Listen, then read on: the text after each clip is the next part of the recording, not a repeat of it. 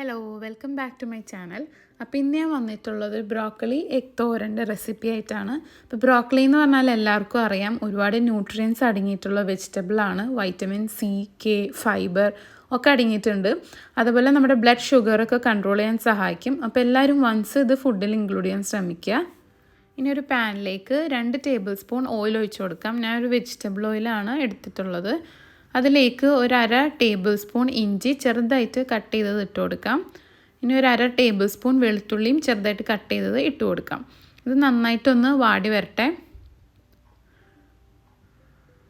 അതിലേക്ക് ഒരു medium size സവാള ചെറുതായിട്ട് കട്ട് ചെയ്തതും കൂടിയും ഇട്ട് കൊടുക്കാം.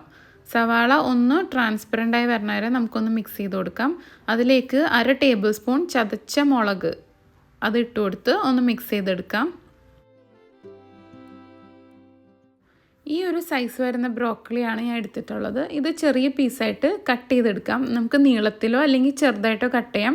ഞാൻ ഈ ഒരു രീതിയിൽ കട്ട് ചെയ്തിട്ട് ചെറു ചൂടുവെള്ളത്തിൽ ഒരു 15 മിനിറ്റോളം ഉപ്പും മഞ്ഞൾപ്പൊടി ഇട്ട് ഒന്ന് മുക്കി വയ്ക്കാം. എന്നിട്ട് ഇത് കഴുകി വാരിയെടുക്കാം. അത് നമുക്ക് ഈ ഇതിലേക്ക് ഇട്ട് കൊടുക്കാം. ഇത് നന്നായിട്ടൊന്ന് മിക്സ് ചെയ്തെടുക്കാം. ഇതിലേക്ക് ആവശ്യത്തിനുള്ള ഉപ്പും ഒരു 1/4 ടീസ്പൂൺ മഞ്ഞൾപ്പൊടി ഇട്ട് നന്നായിട്ട് മിക്സ് ചെയ്തിട്ട് ഇത് മൂടി വെച്ച് കുക്ക് ചെയ്തെടുക്കാം. ബ്രോക്കലിയുടെ കുക്കിംഗ് ടൈം എന്ന് പറഞ്ഞാൽ വളരെ കുറവായിരിക്കും. ഒരുപാട് സമയം കുക്ക് ചെയ്യേണ്ട ആവശ്യമില്ല. നമുക്കൊരു 3-4 മിനിറ്റ് ഒന്ന് കവർ ചെയ്തൊന്ന് കുക്ക് ചെയ്തെടുക്കാം.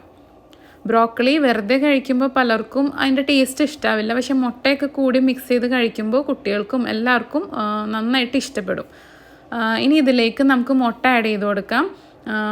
ഞാൻ 2 മുട്ട എടുത്തിട്ടുണ്ട്. അത് നന്നായിട്ട് ബീറ്റ് ചെയ്തിട്ട് ഇതേപോലെ മുട്ട ഒഴിച്ചു കൊടുക്കാം. മുട്ടയ്ക്ക് ആവശ്യമായ ഉപ്പ് ഇട്ട് കൊടുത്ത് നന്നായിട്ട് ഇതൊന്ന് സ്ക്രാമ്പിൾ ചെയ്തെടുക്കാം.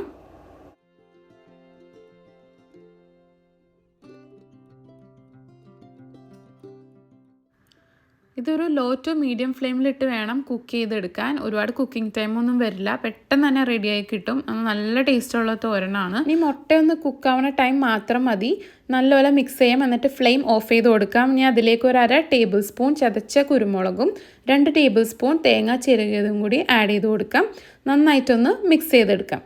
അപ്പോൾ നമ്മുടെ തോരൻ റെഡി ആയിട്ടുണ്ട്. ചൂടോടുകൂടി തന്നെ സെർവ് ചെയ്യാം. അപ്പോൾ എല്ലാവർക്കും ഇഷ്ടപ്പെട്ടു എന്ന് വിചാരിക്കുന്നു. നല്ലൊരു വീഡിയോ ആയിട്ട് വീണ്ടും കാണാം.